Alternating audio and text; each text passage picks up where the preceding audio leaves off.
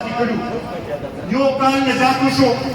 لا هغې بلدیاتي نمایندګان چې دي هغوی ته نه اختیار میلاو شوی دی دغو ته څه ترقیاتي بجټ میلاو شوی دی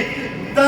هم یو لحاظ سره د قوم سره دوی دوکه کړې ده موږ نه دا غواړو چې هغې بلدیاتي نمایندګانو ته د اختیار میلاو شي چې هغوی صحیح معنو کې د دې قوم د دې غریبانانو صحیح طریقې سره خدمت وکړي دا زموږ مطالبه ده زه اخره کې یو ځل بیا د هغې مشرانو چې چا موږ سره نن په جمهوریت کې اختیار کړو د هغوی ډېر زیات مشکور یم ستاسو ټولو ډېر زیات مشکور یم چې تاسو په دې لنډ تنګ وخت کې دلته کې په ګڼ تعداد کې راجمع شوی دې ګرمۍ کې په نورو پورې چې په تګې باندې عمل نه شوی نو دا عمل په صحیح طریقې سره هم شاید نشي چلیدی موږ به دا کوو چې په فیصله سازۍ کې په هر یو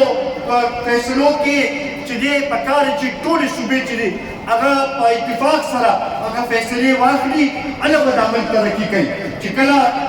قرضې اخیستل کېږي نو په هغې وخت کې خو د ورکوټي صوبو نه تپوس نه کېږي په هغې وخت کې خو د غریبانانو نه تپوس نه کېږي چې کله د سخت وخت راشي نو بیا وایي چې یاره ټول به دا بوج چې دی شریک اوچتوو موږ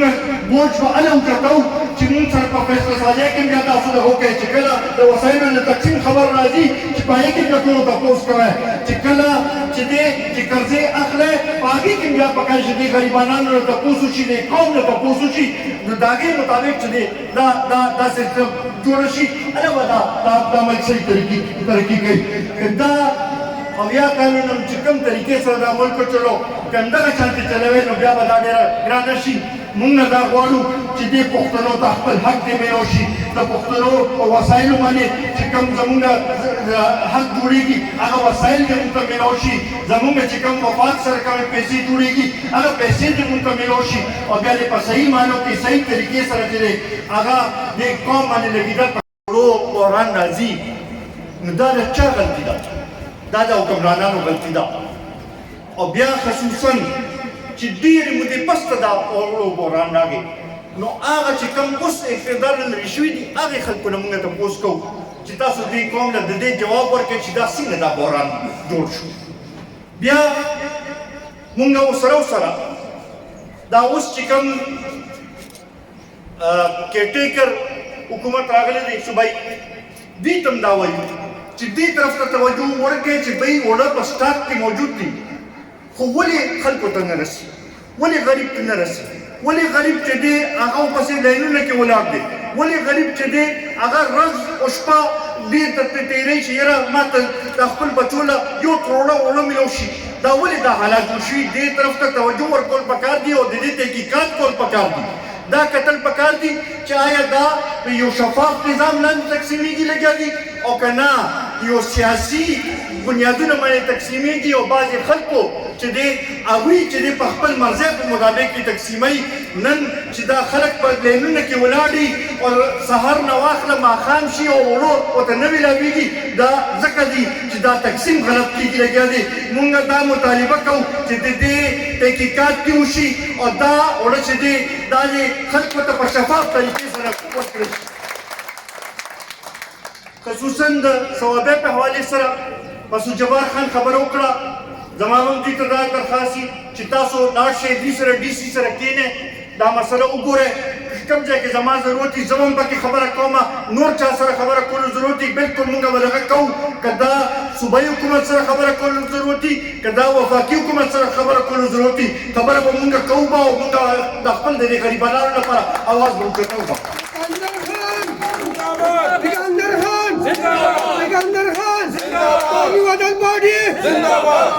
بیا دې سره وروڼو که موږ وګورو نو خصوصا زموږ صوبې کې او په بلوچستان کې امن و امان صورتحال ورځ تر ورځه خرابېږي لګیا دلته کې ثوابۍ کې ډېر واقعات وشو روزانه په بنیاد باندې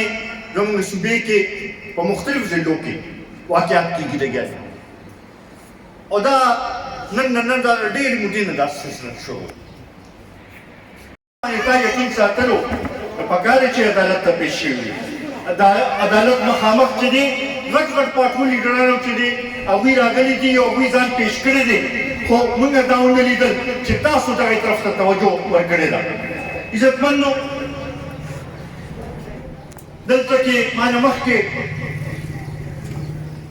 خبرې وشوې او خصوصا کې مو کړه چې موږ دا ووایو چې او واقعي ده تاسو دا مسایل حل کولی شئ.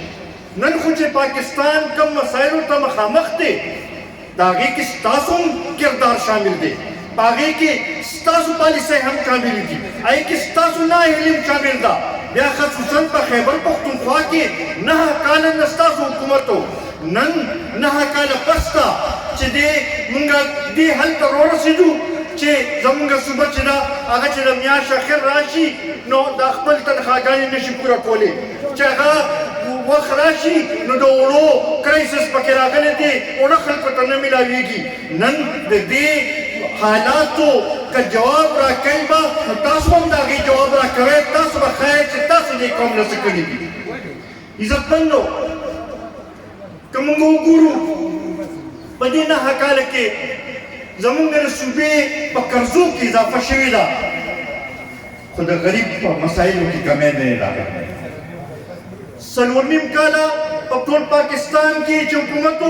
د پاکستان په قرضو کې اضافه شوې ده او دومره اضافه شوې ده چې په 80 کاله کې څومره قرضه د نورو ټولو حکومتونو کې اخیستلې شوې وه د هغې نه زیاته قرضه په 4.5 کاله کې تاسو واخیستله. نن موږ تاسو ته دا تپوس کوو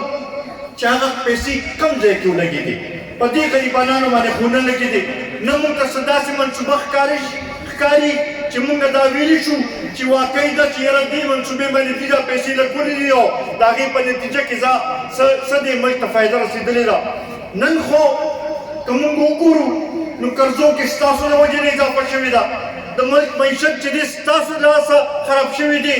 د ګرانۍ کې اضافه ستاسو له لاسه شوې ده، د هغې جواب تاسو دې قوم له راکړئ. د هغې نه پس ته بیا موږ دا وایو چې یاره تاسو ته دوباره موقع میلاوېدل پکار دي او که نه. بیا ورسره دا عاید زموږ دا وایي چې دې پکې به جمهوریت وي او صحیح معنو کې جمهوریت به وي، دا نه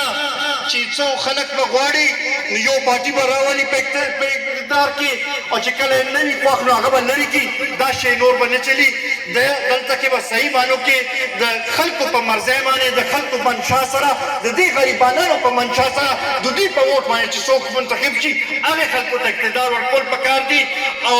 صحیح معنو کې د آئین چې دی په هغې باندې عمل پکار دی او سره چې هره که قرضې زیاتې دي دا نن که دلته کې خلکو کې احساس محرومي ده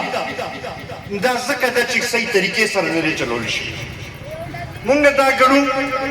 چې دا 80 کاله چې څه وشو هغه په خپل ځای، نور مونږ دا غواړو چې دا ملک په دې طریقه نه چلولی کېږي چې دا کم طریقې سره اوسه پورې چلولی شوی دی. دې ملک چې دی آئین دا وایي چې زمونږ ریاست چې دی هغه یو فلاحي ریاست به وي، نو دا اوس نه کوي نو دا د هغوی غلطفهمي ده. دا په موږ باندې د چا څه احسان هم نه دی چې موږ دا ووایو چې یاره امن چې موږ غواړو او موږ له امن راکړئ، دا زموږ حق دی او که دا حق موږ له دوی نه راکوي نو بیا به موږ په خپله راپاڅو او خپل حفاظت به په خپله کوو، د دې ښار حفاظت به موږ په خپله کوو، د خپل وروڼو حفاظت به بیا موږ په خپله کوو. دغې سره عزتمندو کوم چې د شهباز شریف صاحب د وفاقي حکومت دی هغې ته موږ دا ویل غواړو چې که دا ټولې پارټۍ را یو ځای شوې وې او د عمران خان خلاف یې تحریک چلولو د هغه په دې باندې چلولو چې هغه یو نااهله حکمران او په دې باندې چې د هغه د غلطو پالیسو په نتیجه کې ګراني په دې قوم باندې مسلط شوې وه. اوس تاسو هم زموږ دا تمه ده چې تاسو به د دې معاشي صورتحال حل راوباسئ او د هغې حل دا نه دی چې په غریبانانو باندې بوج واچوئ، د هغې حل دا دی چې تاسو خپل اخراجات کم کړئ، د خپل کابینه چې چې دا هغه راکمه کې خپل د حکومتي اخراجات کم کې دا نه چې د غریبانو نه چې دی تابع باندې تاسو بوج واچوي دا موږ په هیڅ صورت کې منظور نه ده. موږ که د عمران خان خلاف هم اواز وچت کړو نو په دې خبرې باندې اواز وچت کړو. نن که تاسو د غریبانو باندې بوج نور زیات اچوي بیا به ستاسو خلاف هم اواز وچتول باندې به موږ مجبوري کوو ځکه چې دا زموږ وروڼه دي دوی نه موږ جدا کېدی نه شو. د دوی غم چې دی د دوی مشکل چې دی د دوی هر درد چې دی هغه زموږ درد دی او دې لپاره به موږ اواز وچتو.